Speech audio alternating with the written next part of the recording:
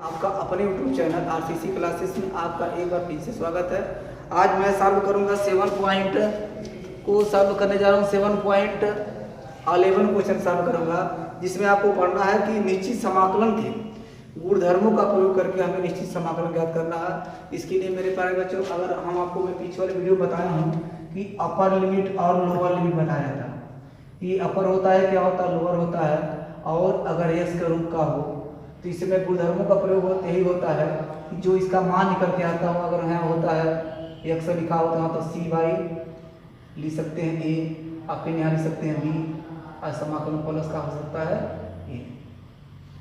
यहाँ देखिए सी, क्योंकि बी अपर लिमिट है ये है, यहाँ लोअर लिमिट है, और सी से सी का हो जाता है, कट जाता है। इस कंडीशन में हम लोग अपर लिमिट और लोअर लिमिट लिख सकते हैं, इसमें कोई दिक्कत नहीं होती है। ये प्लस या माइनस से कोई मतलब आपका नहीं होता, ये सब काम कर सकते हैं। लेकिन ये कंडीशन बाद में आएगा, पहले हम सिंपल ही करेंगे। 1 से 5 तक को क्वेश्चन को सॉल्व करेंगे जो सिंपल है। जब यहाँ आएंगे तो हम आपको विस्तृत बता देंगे। अगर कहीं आपको समाकलन में या अवकलन में दिक्कत हो रही है तो आप वो पीछे वाले वीडियो को देख लीजिए, वहाँ आपको तनी भी दिक्कत नहीं होगी। चलिए क्वेश्चन पे चलते हैं, फर्स्ट वाले क्वेश्चन पे चलते हैं। चलिए यहाँ अपर लिमिट ये क्या है, लोअर लिमिट ए एस के बाद मान रखते हैं। जिससे मैं बता रहा हूँ था कि बी और ए होता है, तो यहाँ का लिख सकते, इसको लिख सकते हैं सी बाई ए माइनस लिख सकते हैं डी बाई ए। इसी रूप में ये काम करता है, सूत्र रूप में। तो एक्स का यहाँ तो है नहीं, यहाँ लोअर लिमिट क्या है 0, तो यहाँ पे इसका दिक्कत नहीं लिया जाता है। बस पाई बाई 2 इसको आई मान लीजिए, पाई बाई 2 ये है, हम यहाँ 0 है, बस इसका पूरा क्या एक्स है वही मान रख दीजिए।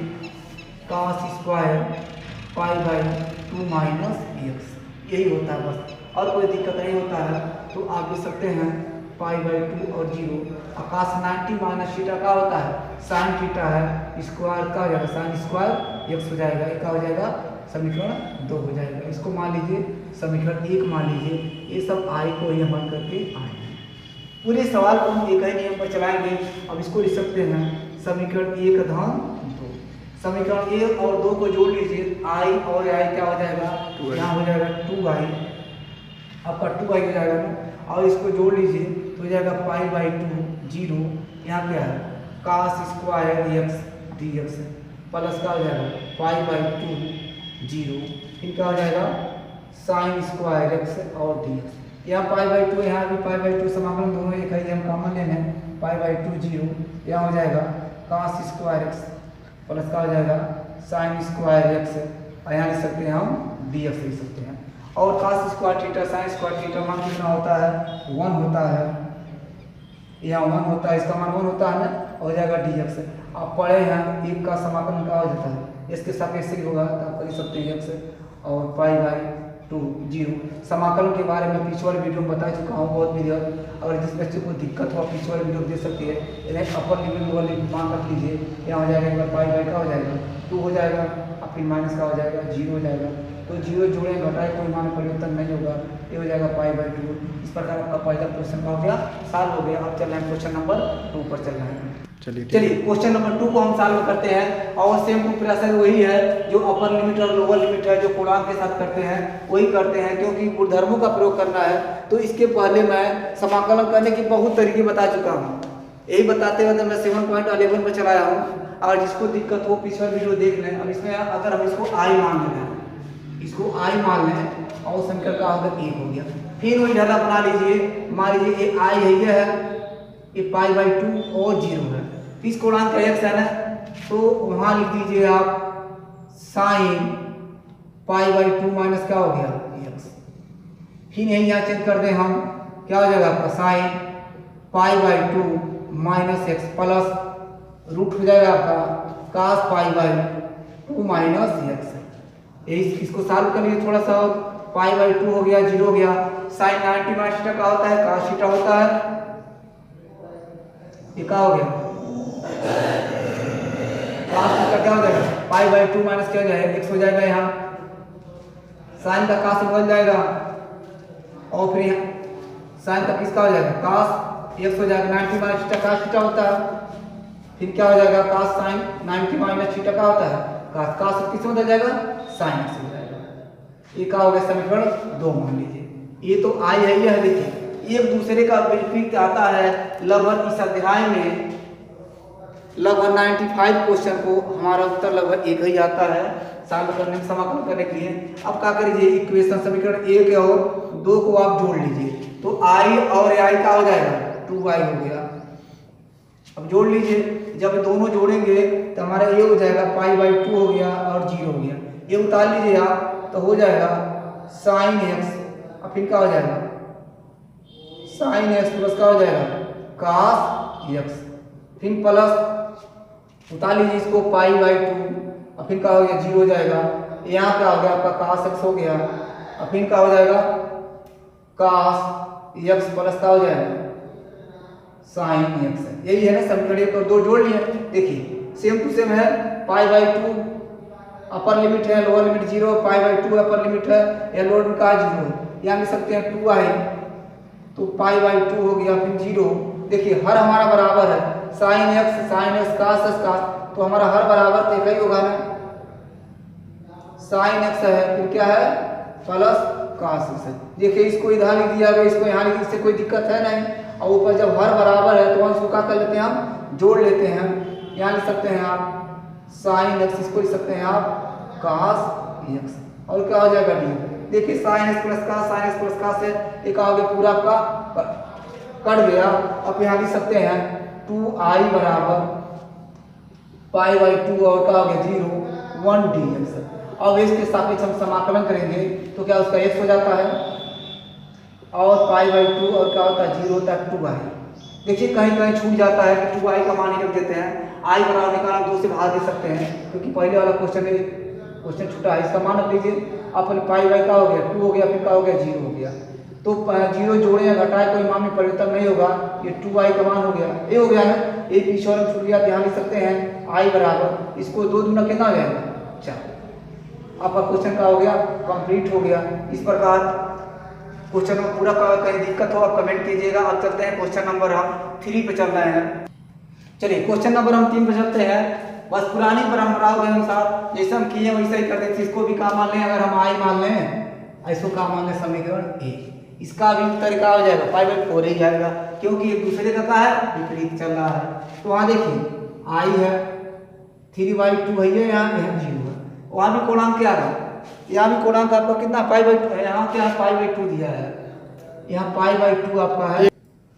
चलिए क्वेश्चन नंबर देखिए वही पुरानी धारणा के अनुसार यही x का मान नहीं हम क्या करेंगे चेंज करेंगे, यह लिखेंगे हम sin 3/2 x के लिए क्या लिखेंगे π/2 माइनस x। π/2 क्यों, क्योंकि इसका है अपर लिमिट यही है, जो रहेगा वही लिखेंगे। अब फिर यहाँ लिखेंगे sin π/2 माइनस x, यहाँ क्या हो जाएगा 3/2 लिख सकते हैं, यहाँ क्या हो जाएगा cos 3/2 π/2 माइनस x हो जाएगा, ये क्या हो गया dx। चलिए अब इसी को देखिए π/2 तो 90 होता है, 90 में थीटा का होता है cos थीटा हो, जिसको नहीं समय पिछले वीडियो में बहुत वीडियो इसको बताया हूँ। π/2 0 है, ये π/2 का है 2 और क्या 0। sin 90 में थीटा का होता है cos थीटा, क्या हो जाएगा cos 3/2 x हो जाएगा। यहाँ sin का हो जाएगा cos होता है ना, cos 3/2 हो जाएगा x हो जाएगा, यहाँ cos का हो जाएगा sin हो जाएगा 3/2 और x हो जाएगा, ये क्या होगा समीकरण 2 हो गया। अब ये क्या करते हैं हम पुरानी परम समीकरण 1 धन 2 को क्या करें हम जोड़ लें तो i और i का हो गया 2i। और इसको जब जोड़ेंगे हम यही है चिन्ह कि π/2 हो गया और क्या हो गया 0, ये उतार लें हम sin 3/2 x हो गया अपान sin 3/2 x हो गया प्लस cos 3/2 x हो गया प्लस यहाँ क्या हो जाएगा आपका π/2 है, यहाँ 0 है, फिर क्या हो जाएगा cos 3/2 x है, यहाँ का आपका हो जाएगा cos हो जाएगा 3/2 x प्लस क्या हो जाएगा sin 3/2 x और क्या हो गया dx। देख रहे हैं हमारे दोनों चीज एक दूसरे का विपरीत है, यहाँ भी समाकलन चिन्ह लगा, यहाँ भी समाकलन, यहाँ से अगर हम कॉमन रूप ले लें π/2 हो गया 0, तो देखिए हर हमारा साइन यहाँ जो साइन है cos है, यहाँ cos साइन है तो प्लस में कोई चीज परिवर्तन नहीं करते, जहां चाहे लिख सकते हैं। तो हमारा हर क्या हो जा रहा है बराबर हो जा रहा है, हम यहाँ उतार सकते हैं sin 3/2 x और फिर क्या हो जाएगा cos 3/2 x हो जाएगा, और फिर यहाँ क्या हो जाएगा 3/2 एक्स, फिर क्या हो जाएगा आपका cos 3/2 हो जाएगा एक्स हो जाएगा, और क्या हो गया dx। देख रहे हैं हमारा अंश और हर भी बराबर है, और उसका मान भी अगर चाहे तो इसका भी मान एक होता है, इसका भी मान एक होता है। चलो इसे काट दीजिए, यहाँ आपका हो गया 2i हो ही गया आपका। यहाँ लिख सकते हैं हम 2i बराबर अपर लिमिट π/2 है और क्या है 0 है 1 dx बचा। अब इसका हम समाकलन आपको बताए हैं, इसका समान क्या होता है इसके सापेक्ष एक सही होगा, तो यहाँ क्या हो जाएगा π/2 हो जाएगा, फिर क्या हो जाएगा 0। इधर अपर लिमिट मान रखे, इधर लोअर लिमिट, तो π/2 हो गया, फिर क्या हो गया 0 हो गया। यह हो जाएगा 2i हो गया और क्या हो गया 2i। हमें i का मान ही निकालना है, तो 0 जोड़े घटाए कोई मान में परिवर्तन होगा नहीं, और 2 दूना कितना हो जाएगा 4। इस पर आपका क्वेश्चन क्या हो गया कंप्लीट हो गया। क्वेश्चन नंबर चलते हैं हम 4 पर। चलिए इसका भी आपका π/4 ही आएगा। कैसे देखिए एक दूसरे का विपरीत, जिसका विपरीत होता है आप चाहे तो उसको डायरेक्ट π/4 ही आंसर लिख सकते हैं, लेकिन इसे थोड़ी लिखेंगे। अगर कहीं आपको विकल्प में आता है तब मारिएगा ऐसा। सॉल्व करने को जहां तक आएगा इसको भी क्या मान लें आप i मान लें, इसको मान लें समीकरण a। अब कैसे π/4 आ रहा है इसको दिखा रहे हैं। चलिए यहाँ i है ये π/2 है ये क्या 0 है। अब एक पूर्णांक बदलते हैं इसके जगह लिख सकते हैं आकाश 5, यहाँ क्या हो जाएगा π/2 माइनस एक्स, यहाँ लिख सकते हैं sin 5 π/2 माइनस एक्स प्लस क्या हो जाएगा cos 5 π/2 माइनस एक्स, फिर क्या हो जाएगा dx। अब आप पढ़े हैं 9th में पढ़े होंगे, 10th में पढ़े होंगे, 1st में पढ़े होंगे कि cos 90 माइनस थीटा का होता है sin थीटा होता है, तो sin 5x हो गया, sin का हो जाएगा cos हो जाएगा 5x हो जाएगा, यहाँ cos का हो जाएगा sin 5 का हो जाएगा x। ये क्या हो गया समीकरण 2 हो गया।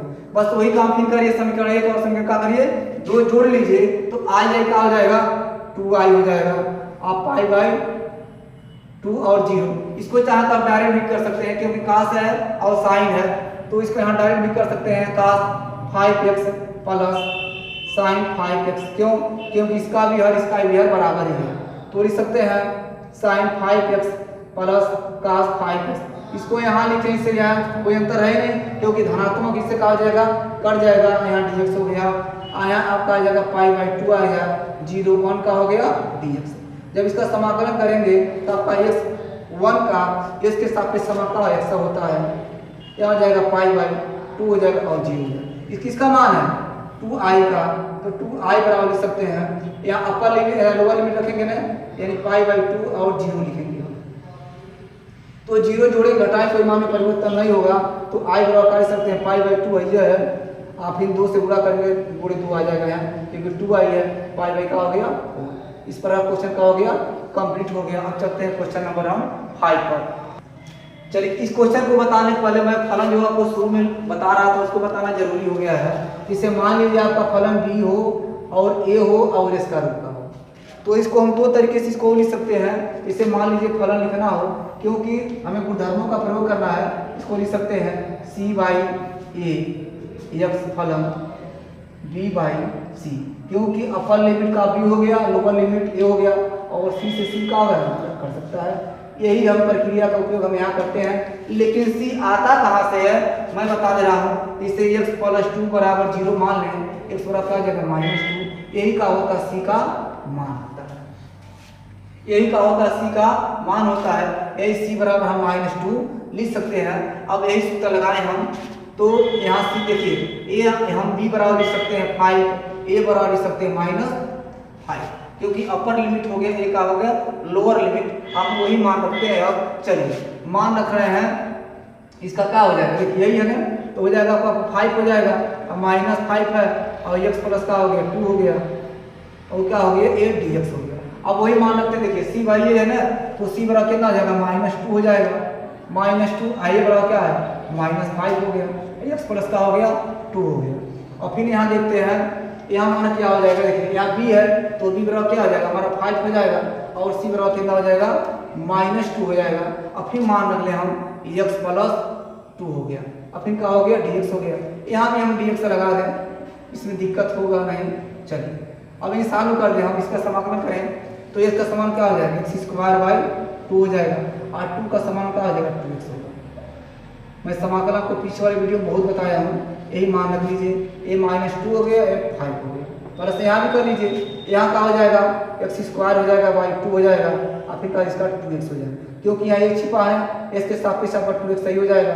और यहाँ लिख सकते हैं यहाँ 5 है, यहाँ क्या है 2 है। अब इधर अपर लिमिट और लोअर लिमिट रख सकते हैं।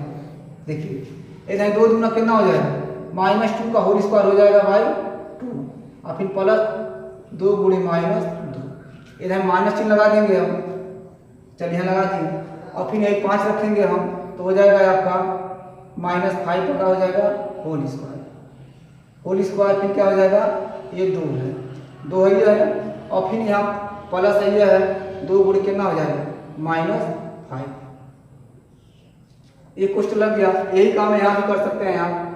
यहाँ डायरेक्ट करके दिखा दे रहे हैं, यहाँ रखेंगे 55 कितना हो जाएगा 25 हो जाएगा बटे 2, 5 दूना 10 हो गया, एक हो गया, फिर बीच में माइनस करेंगे, जब लोअर लिमिट रखेंगे 2 दूना कितना हो जाएगा 4 हो जाएगा, अपान 2 हो जाएगा, फिर 2 दूना 4 हो जाएगा।